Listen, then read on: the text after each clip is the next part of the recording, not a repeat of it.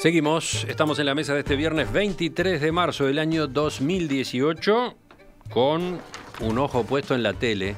Ahí están distraídos otra vez porque empezó el segundo tiempo de Uruguay-República Checa. Son las sorpresas. El maestro Tavares acaba en el segundo tiempo de poner en Uruguay, cambió el estilo. 3 líneas de 4. 3 líneas. Sí, son 12. Eso me da 12 y después... ya tenés que estar cantando. Bueno, este es un tiro libre para República Checa. Todos tiemblan acá. No pasó nada. Pero insisten. Son cargosos. Ahí. Ya está. Boom. Afuera, un pelotazo y al medio de la cancha. Bueno, seguimos. Estamos con Mauricio Rosenkopf, Gonzalo Pérez del Castillo, Juan Grompone y Alejandro Aval. Nos ubicamos en Perú ahora. El Congreso se prepara para discutir hoy la renuncia del presidente Pedro Pablo Kuczynski y para la jura como nuevo mandatario de quien fuera el vicepresidente y embajador en Canadá, Martín Vizcarra, un hombre calificado como independiente desde el punto de vista político. El Congreso empezó a debatir la carta de dimisión de Kuczynski ayer, en la misma jornada en que se iniciaron los trámites para desaforar, ahí sí, al diputado Kenji Fujimori y a algunos de sus aliados por un presunto intento de compra de votos. La difusión de un video en el que se mostraba ese intento fue el último escándalo del gobierno de Kuczynski, que presentó su renuncia horas después. Este caso también llegó a la justicia a través de una denuncia del presidente del Congreso, Luis Galarreta. Mientras transcurría la sesión del Congreso, cientos de personas marcharon por el centro de Lima pidiendo que se vayan todos y reclamando nuevas elecciones. De ese pedido en particular se hizo eco el partido de izquierda Nuevo Perú. Su líder, la diputada Verónica Mendoza, le reclamó a Vizcarra, que va a asumir como jefe de Estado, que después de tomar posesión convoque a nuevos comicios. ¿Quién empieza, Gonzalo? Bueno, lo primero que habría que explicar, porque la gente se pregunta, es cómo es posible que el vicepresidente esté de embajador en Canadá. Pues en Uruguay sería imposible. Pero en Perú, como en muchos otros países, el vicepresidente en realidad no tiene ningún rol. No es como aquí, que es presidente de la Asamblea General. Entonces, por eso es que mucha gente se dice, ¿cómo es posible que el vicepresidente? Es como si Lucía Toponansky fuera embajador en algún lugar siendo vicepresidente. Sí que hay que aclarar eso primero. Ahora, este señor efectivamente es independiente. Vuelve a un país que está destrozado por esto, porque ya la elección de Kuczynski fue una elección muy difícil. Ya no tenía mayoría en el Parlamento.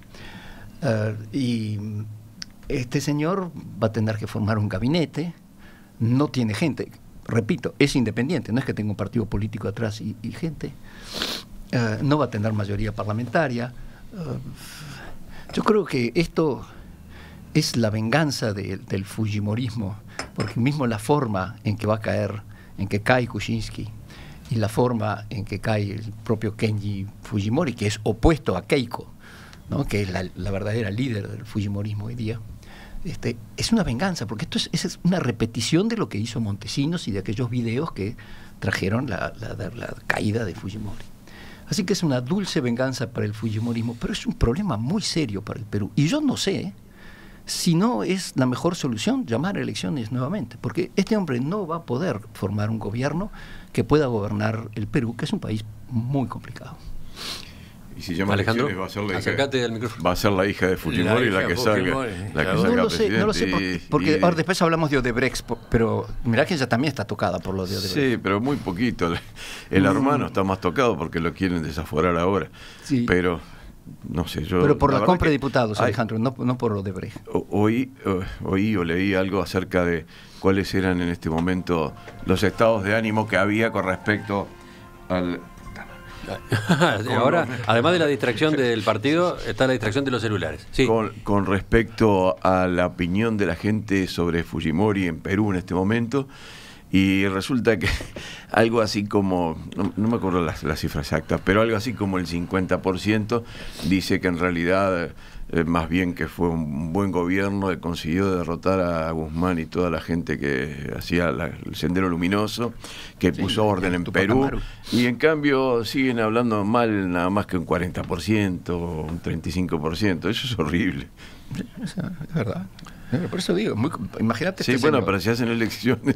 Ahora, por lo menos, este hombre, por lo que dicen, porque claro que acá ni lo conocemos mucho, ¿no? Pero por lo que dicen de Vizcarra, es una persona suficientemente independiente y parecería que con buenos antecedentes personales. Eso mismo lo despega de la estructura de Kuczynski y, por supuesto, la de Fujimori, la de la hija de don Alberto. Pero qué suerte tendrá, no sé, porque claro, no va a tener mayoría parlamentaria, pero bueno, capaz que consiga armar algo. Y no sé, es muy difícil. Pero no te olvides que afuera, él ya fue ministro y lo hicieron caer. Sí, estuvo muy poco, sí. No llegó un año o algo así. La situación en América Latina se está tornando inquietante y uno echa de menos, que venimos hablando del otro golpe de la política y los políticos, echa de menos un APRA en Perú y echa de menos una alianza democrática en Venezuela con Bentancur. Y si uno mira el panorama de cómo se viene, la situación de Brasil, que es la mitad de América Latina y es un continente dentro de un continente, las perspectivas son de armas tomar. Porque en Brasil uno recuerda no, sí, bueno, también eso forma parte no sé si se escuchó, pero Gonzalo le dice en voz baja al ruso: vos no digas eso. Sí, bueno, porque vos capaz que lo dices en serio, al fin ¿no? de cuentas los blancos vienen de 1904 y el vallismo viene de Quebracho, el Partido Independiente viene de la esquina. Entonces, pues ya vamos tercero, vamos placé. Estamos hablando de gente que se jugó la camiseta y la piel por crear una situación social donde, como decía Artigas, los más infelices fueran los más privilegiados. Por eso Brasil es un punto neurálgico. Hace cosa de unos meses nosotros discutíamos también en esta mesa cómo había una manifestación para expulsar a Vilma, que había sido elegida democráticamente, y en esa manifestación estaba el juez Moro, y estaban los carteles pidiendo el regreso de los militares. Digamos, todo eso se va plasmando de alguna manera porque el juez Moro no vio que el que llevaba adelante la campaña desde el Parlamento brasilero era alguien que en materia de corrupción tenía grado 5. Y después lo que viene ocurriendo ahora, tratando de, por un apartamento que nunca adquirió, desplazar a Lula, que en las encuestas está ganando las elecciones, no lo quieren de candidato, y además mirá como el cartelito aquel inocente al lado de Moro en la manifestación pidiendo la ida de Dilma se da porque han intervenido el ejército en Río de Janeiro, y una luchadora social de un partido que no es el de Lula, originaria de uno de los asentamientos de Río, la acribillan a balazos y las balas resulta que son del mismo ejército, aunque ahora digan que fueron robadas. Esto está al lado del Perú. Entonces, Temer mismo llegó a decir, yo quiero que Lula participe en las elecciones, si no participa, ¿cuál va a ser la respuesta?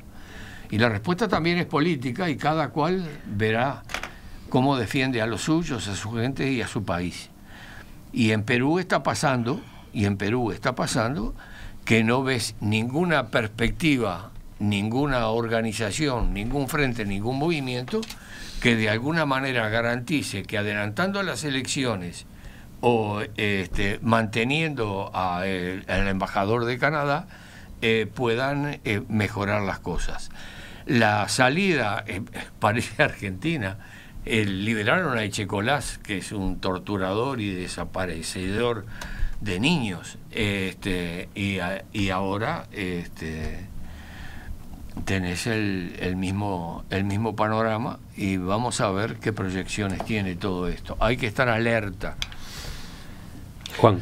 Bueno, yo quiero hablar un poco de América Latina, que es un tema que a Gonzalo le gusta. Bueno, Qué bien. ¿de qué habló el ruso? Bueno, no, de qué es lo que me parece que pasa. Y yo quiero recordar esto. Estados Unidos fue poblado por unos refugiados religiosos puritanos impacientes, ¿no? Es decir, esa gente que se fue de Inglaterra impaciente por lo que estaba pasando en Inglaterra. Si hubieran esperado unos poquitos años más, esos mismos puritanos tomaron el poder en Inglaterra, le cortaron la cabeza al rey, armaron el parlamento y crearon la Inglaterra moderna, ¿no? De modo que el origen de la Revolución Inglesa y el origen de la Revolución Norteamericana es común, es un tronco común. Ahora, ¿qué pasó en las colonias españolas y portuguesas? En particular, las colonias españolas fueron pobladas por delincuentes, por aventureros, por gente inescrupulosa. Es decir, todas estas cosas que están pasando en los gobiernos era exactamente lo mismo que pasaba en las colonias. En las colonias había una famosa frase que dice: se obedece pero no se cumple, ¿no? Es decir, el rey ordenaba algo y simplemente decían sí señor, sí su majestad, y no lo hacían, no lo cumplían. Eso es una viejísima tradición. Es decir, tenemos 5 siglos de tradición, se obedece pero no se cumple. Ahora, algunas zonas de América Latina recibieron el influjo, yo diría, benéfico de migración. Es decir, por ejemplo, de vascos, de italianos, de polacos. Kuczynski es un apellido polaco, ¿no? Y bueno, en algunos casos esos emigrantes tuvieron éxito y pudieron modificar un poco a lo que pasaba al régimen criollo, digamos, se obedece pero no se cumple. Pero en otros casos no, es decir, también acá tenemos el ejemplo, bueno, Fujimori o Kuczynski son ejemplos típicos de importados, ¿no? de migrantes que sin embargo se asimilan todo lo malo de los 5 siglos de administración española. Así que es difícil el problema, ¿no? Es difícil porque estamos combatiendo una honrosísima tradición muy larga, ¿no? ¿Te compré? ¿No vas? Y yo qué sé, yo a esta altura, la verdad que el problema concreto de Perú no me animo a opinar más que lo que se me ocurrió decir respecto al vicepresidente actual, que entiendo que parecería, por lo que uno puede leer hoy día, que la mejor solución es que asuma él. Ahora, para un panorama en el cual la única que podría asumir es la hija de Fujimori, porque se me ocurre que no hay otro que pueda ganar ahí en Perú. Lo que dice Juan, yo lo matizaría un poco. Había cosas muy positivas también en la época de los gobiernos bajo el Reino de España, en América. Por ejemplo. Las misiones jesuíticas y todo lo que organizaron. Los echaron. Bueno, sí, estoy totalmente de acuerdo. Los echaron por los antecesores de Temer y los demás brasileños. Y en España también. Sí, bueno, también en España. Pero en fin. Y es muy difícil opinar sobre qué es lo mejor con un panorama tan complicado, ¿no? Tan complicado. Lo de Brasil es complicadísimo, es una cosa de locos, ¿no? Yo quiero una observación le hacen a Rosenkopf. El ruso hace referencia a Temer como si hubiese sido puesto por Estados Unidos allí. No se olviden que fue colocado en la papeleta de Dilma por un arreglo entre el PT, Dilma y el partido de Temer, ¿no? Ese acuerdo existió, esa coalición para gobernar existió, ¿no? Sí, yo no hice ninguna referencia al imperialismo, y los socios se desocian según las circunstancias, así que...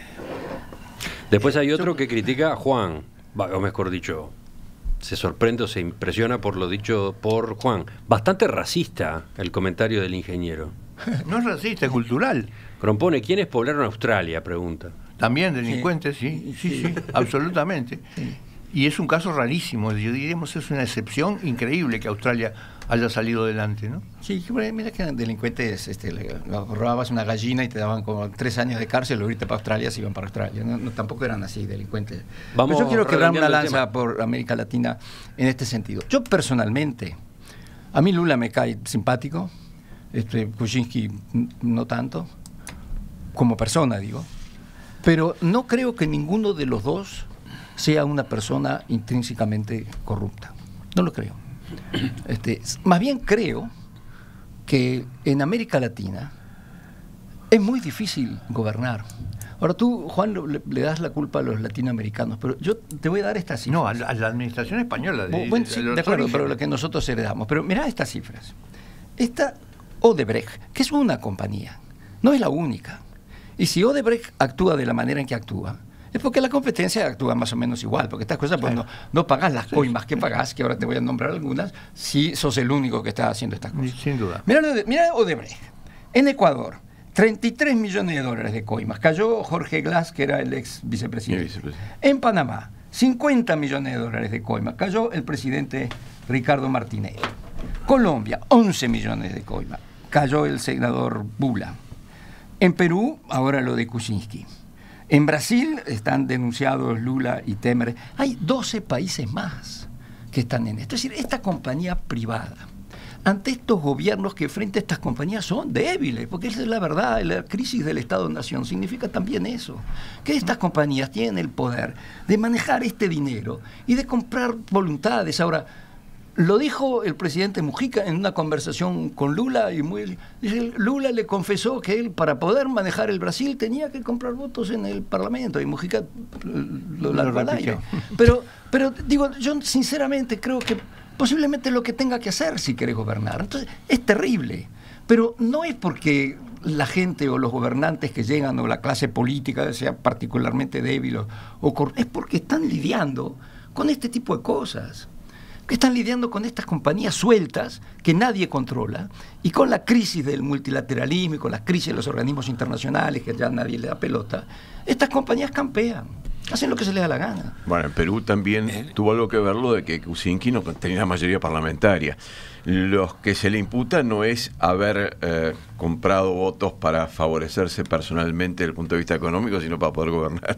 Pero bueno, la última imputación, el escándalo de esta semana es por eso, por haber intentado comprar votos para mantenerse en el poder. El anterior era para juntar plata para la campaña electoral. No, pero Odebrecht está también vinculado. En la anterior, en la de diciembre. Pero digo, esta es como lo de Brasil, digo, ¿qué es lo que le están acusando a Lula y estas cosas? Y de que compró votos para poder armar el gobierno. Es muy complicado. Uno mira ese panorama, recuerda la primera parte de esta tertulia y uno no deja de sentirse orgulloso de la institucionalidad que tenemos en este país y la mayor responsabilidad que todos los dirigentes políticos tienen que tener con respecto a esta limpieza de tarjetas corporativas y otras cuestiones, colocando por encima de todo la institucionalidad y el bien común. Cerramos con uno de los mensajes que llegan desde la audiencia, el de Álvaro, que anota: no le veo uñas de guitarrero, no le veo uñas de guitarrero. Vizcarra es alguien súper honesto, no sé si tiene ascendencia como para ser presidente. Me parece que se lo devora el poder político.